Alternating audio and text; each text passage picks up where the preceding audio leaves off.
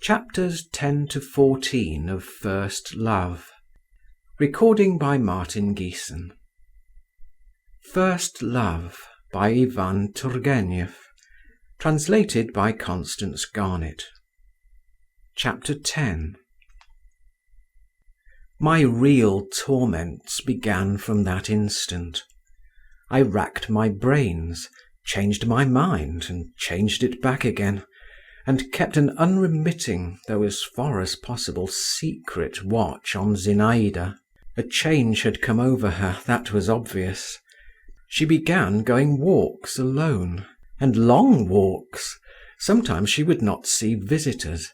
She would sit for hours together in her room. This had never been a habit of hers till now. I suddenly became, or fancied I had become, extraordinarily penetrating. Isn't it he, or isn't it he? I asked myself, passing in inward agitation from one of her admirers to another. Count Malevsky secretly struck me as more to be feared than the others, though for Zinaïda's sake I was ashamed to confess it to myself. My watchfulness did not see beyond the end of my nose, and its secrecy probably deceived no one. Anyway, Dr. Lushin soon saw through me. But he too had changed of late. He had grown thin, he laughed as often, but his laugh seemed more hollow, more spiteful, shorter. An involuntary nervous irritability took the place of his former light irony and assumed cynicism. "Why are you incessantly hanging about here, young man?" he said to me one day when we were left alone together in the Zasyekins' drawing-room. The young princess had not come home from a walk, and the shrill voice of the old princess could be heard within.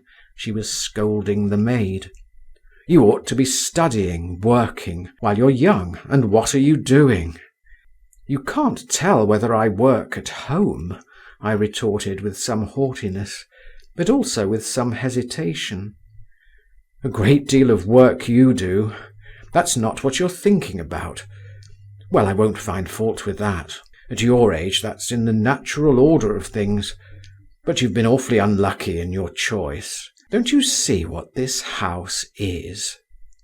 "I don't understand you," I observed. "You don't understand. So much the worse for you. I regard it as a duty to warn you. Old bachelors like me can come here. What harm can it do us? We're tough, nothing can hurt us. What harm can it do us? But your skin's tender yet. This air is bad for you. Believe me, you may get harm from it." "How so?" "Why, are you well now? Are you in a normal condition? Is what you're feeling beneficial to you, good for you?" "Why, what am I feeling?" I said, while in my heart I knew the doctor was right. "Ah, young man, the doctor went on with an intonation that suggested that something highly insulting to me was contained in these two words. "What's the use of your prevaricating, when, thank God, what's in your heart is in your face, so far? But there, what's the use of talking? I shouldn't come here myself if—" The doctor compressed his lips. "If I weren't such a queer fellow. Only this is what surprises me, how it is you, with your intelligence, don't see what is going on around you." "And what is going on?" I put in, all on the alert. The doctor looked at me with a sort of ironical compassion. "Nice of me," he said as though to himself, as if he need know anything of it. "In fact, I tell you again," he added, raising his voice, "the atmosphere here is not fit for you. You like being here, but what of that? It's nice and sweet-smelling in a greenhouse, but there's no living in it. Yes, do as I tell you, and go back to your Keidanov." The old princess came in and began complaining to the doctor of her toothache. Then Zinaïda appeared. "Come," said the old princess, "you must scold her, doctor. She's drinking iced water all day long. Is that good for her, pray, with her delicate chest?" "Why do you do that?" asked Lushin. "Why, what effect could it have?" "What effect? You might get a chill and die." "Truly? Do you mean it? Very well, so much the better." "A fine idea," muttered the doctor. The old princess had gone out. "Yes, a fine idea," repeated Zinaïda. "Is life such a festive affair? Just look about you. Is it nice, Or do you imagine I don't understand it and don't feel it? It gives me pleasure, drinking iced water.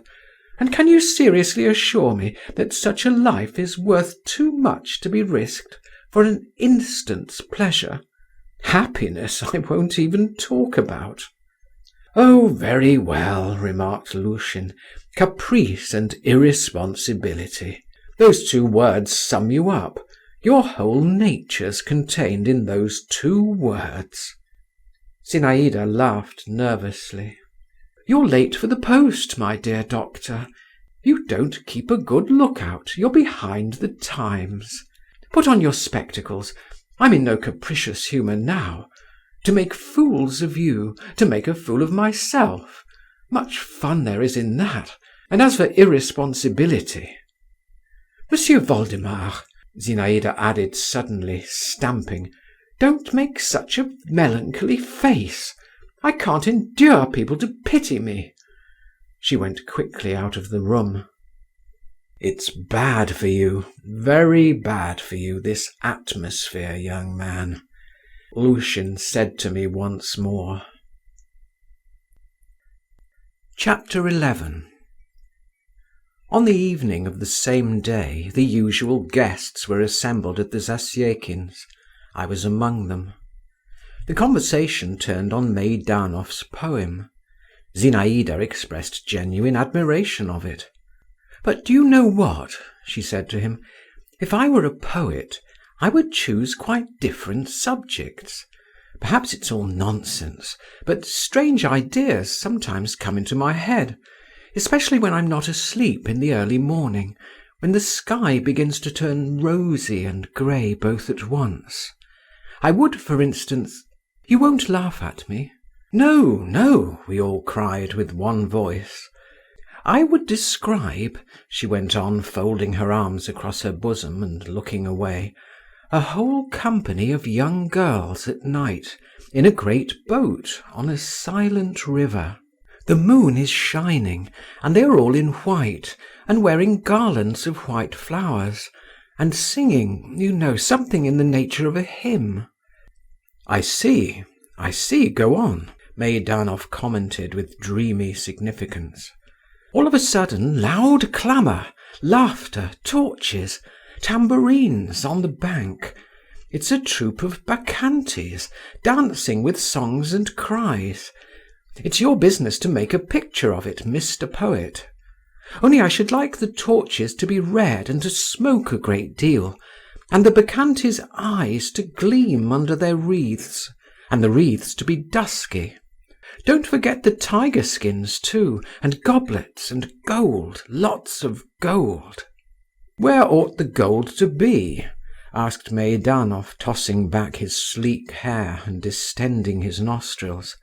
"Where? On their shoulders and arms and legs, everywhere. They say in ancient times women wore gold rings on their ankles. The bacchantes call the girls in the boat to them. The girls have ceased singing their hymn. They cannot go on with it, but they do not stir. The river carries them to the bank. And suddenly one of them slowly rises. This you must describe nicely, how she slowly gets up in the moonlight, and how her companions are afraid.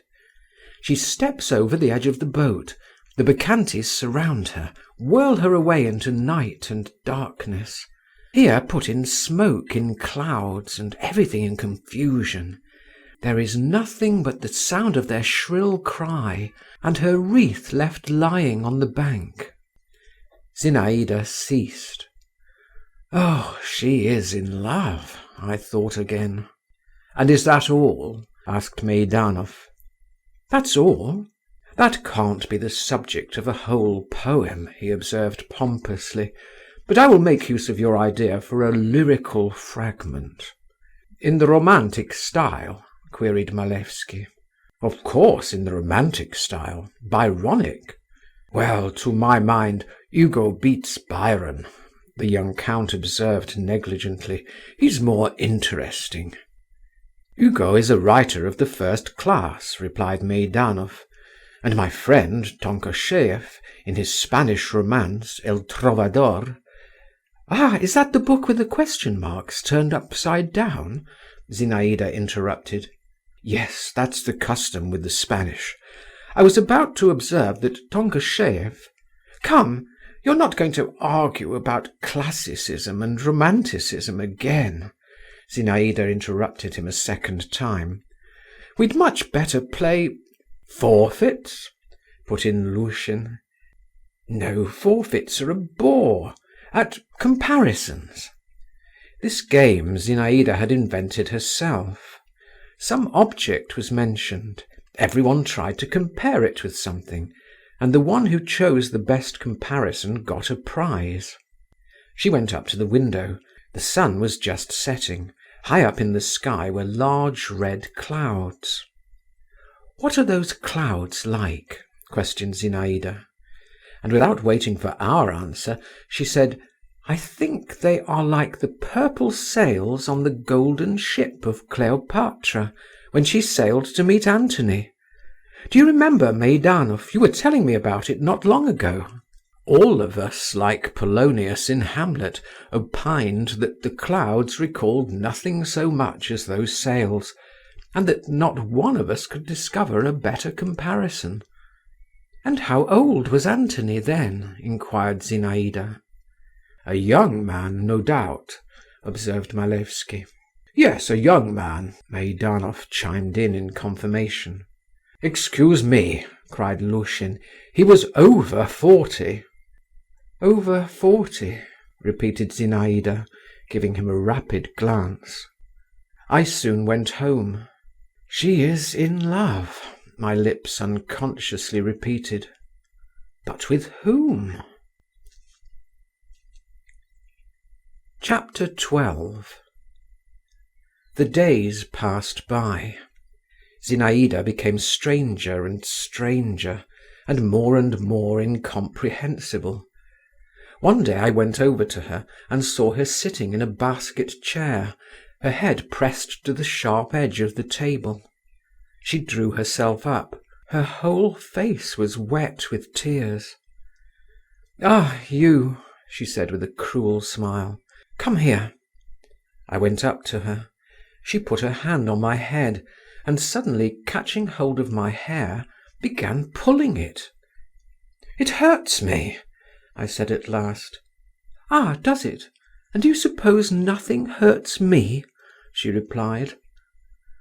Ay, she cried suddenly, seeing she had pulled a little tuft of hair out.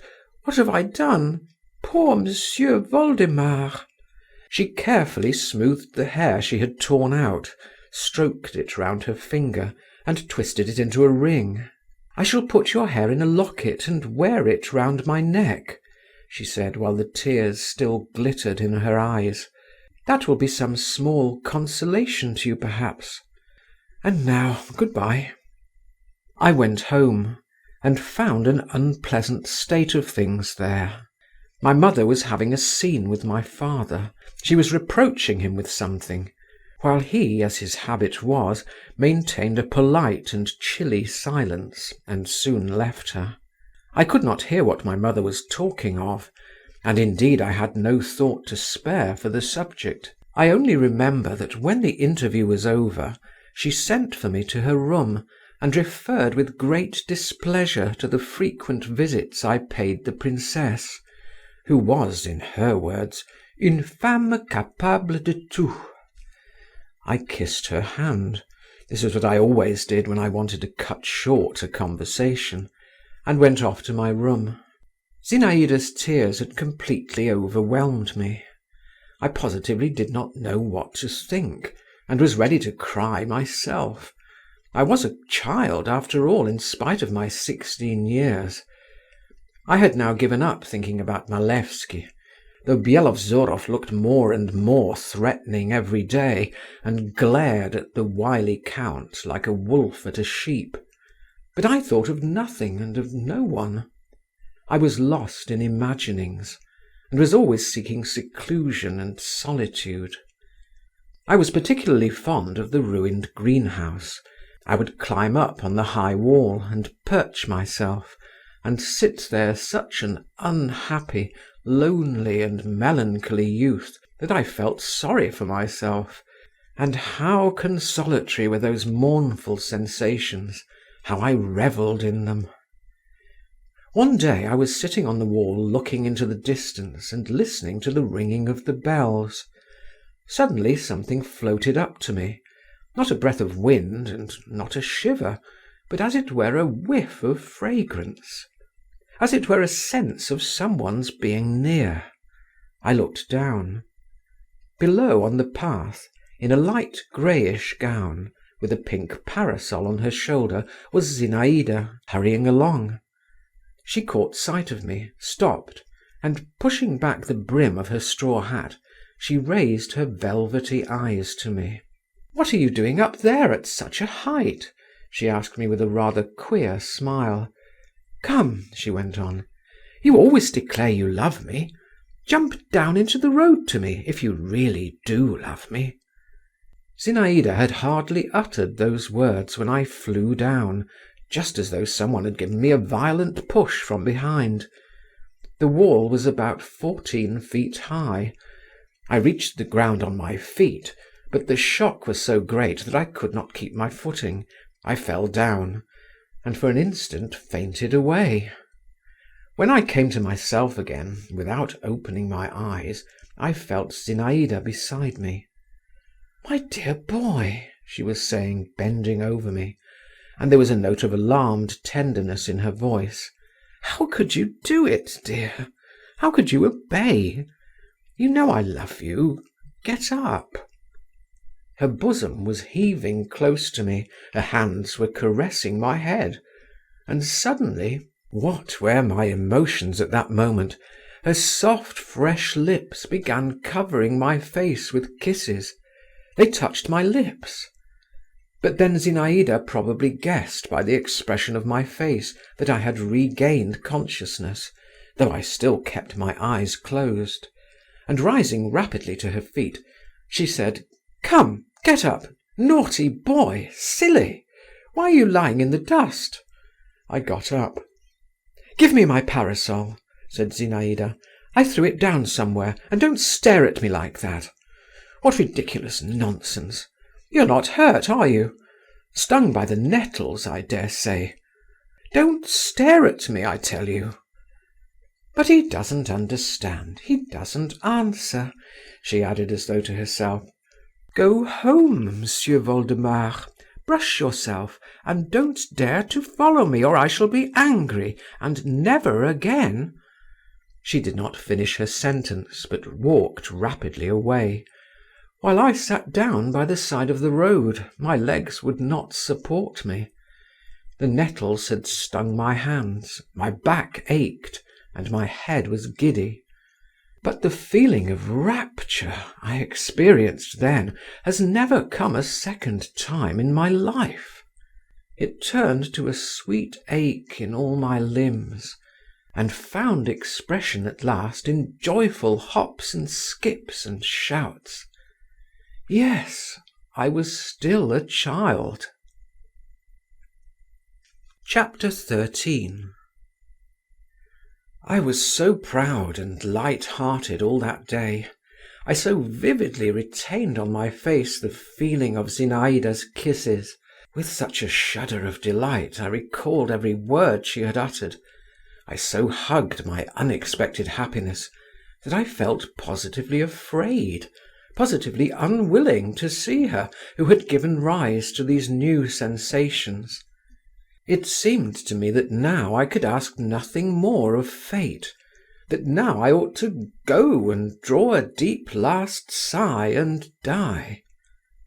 But next day, when I went into the lodge, I felt great embarrassment, which I tried to conceal under a show of modest confidence, befitting a man who wishes to make it apparent that he knows how to keep a secret. Zinaïda received me very simply, without any emotion. She simply shook her finger at me and asked me whether I wasn't black and blue. All my modest confidence and air of mystery vanished instantaneously, and with them my embarrassment. Of course I had not expected anything particular, but Zinaïda's composure was like a bucket of cold water thrown over me. I realized that in her eyes I was a child, and was extremely miserable. Zinaïda walked up and down the room, giving me a quick smile whenever she caught my eye. But her thoughts were far away, I saw that clearly. Shall I begin about what happened yesterday myself? I pondered. Ask her where she was hurrying off so fast, so as to find out once for all. But with a gesture of despair I merely went and sat down in a corner. Bielosvorov came in. I felt relieved to see him. "I've not been able to find you a quiet horse," he said in a sulky voice. "Freitag warrants one, but I don't feel any confidence in it, I'm afraid." "What are you afraid of?" said Zinaïda. "Allow me to inquire." "What am I afraid of? Why, you don't know how to ride. Lord save us, what might happen? What whim is this has come over you all of a sudden?" "Come, that's my business, Sir Wild Beast. In that case I will ask Piotr Vassilievitch." My father's name was Piotr Vassilievitch. I was surprised at her mentioning his name so lightly and freely, as though she were confident of his readiness to do her a service. "Oh, indeed," retorted Bielosvorov. "You mean to go out riding with him, then?" "With him or with someone else is nothing to do with you. Only not with you, anyway." "Not with me," repeated Bielosvorov. "As you wish. Well, I shall find you a horse." "Yes, only mind now, don't send some old cow. I warn you I want to gallop." "Gallop away, by all means. With whom is it? With Malevsky you are going to ride?" "And why not with him, Mr. Pugnacity?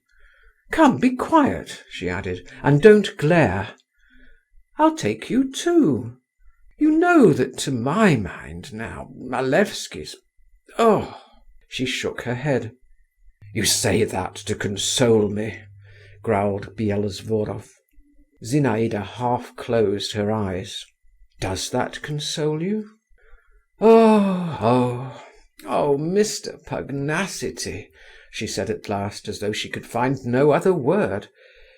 "And you, Monsieur Voldemar, would you like to come with us?"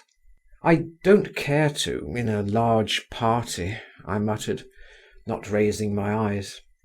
"You prefer a tete-a-tete? Well, freedom to the free, and heaven to the saints," she commented with a sigh. "Go along, Bielosvorov, and bestir yourself. I must have a horse for tomorrow." "Oh, and where's the money to come from?" put in the old princess. Zinaïda scowled. "I won't ask you for it. Bielosvorov will trust me." "He'll trust you, will he?" grumbled the old princess, and all of a sudden she screeched at the top of her voice. "Duniashka!" "Maman, I have given you a bell to ring," observed Zinaïda. "Duniashka!" repeated the old lady. Bielosvorov took leave. I went away with him. Zinaïda did not try to detain me. Chapter 14. The next day I got up early, cut myself a stick, and set off beyond the town gates. I thought I would walk off my sorrow. It was a lovely day, bright and not too hot. A fresh sportive breeze roved over the earth with temperate rustle and frolic, setting all things a-flutter and harassing nothing. I wandered a long while over hills and through woods. I had not felt happy. I had left home with the intention of giving myself up to melancholy. But youth, the exquisite weather, the fresh air, the pleasure of rapid motion, the sweetness of repose, lying on the grass in a solitary nook, gained the upper hand.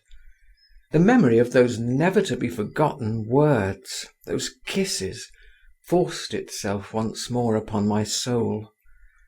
It was sweet to me to think that Zinaïda could not anyway fail to do justice to my courage, my heroism. Others may seem better to her than I mused. Let them. But others only say what they would do, while I have done it. And what more would I not do for her? My fancy set to work. I began picturing to myself how I would save her from the hands of enemies, how, covered with blood, I would tear her by force from prison and expire at her feet. I remember a picture hanging in our drawing-room, Malek Adel bearing away Matilda. But at that point my attention was absorbed by the appearance of a speckled woodpecker, who climbed busily up the slender stem of a birch-tree and peeped out uneasily from behind it, first to the right, then to the left, like a musician behind the bass-viol.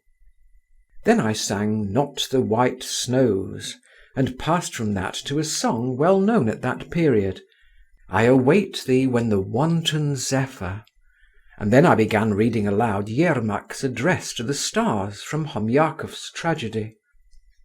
I made an attempt to compose something myself in a sentimental vein, and invented the line which was to conclude each verse, "Oh, Zinaïda, Zinaïda," but could get no further with it.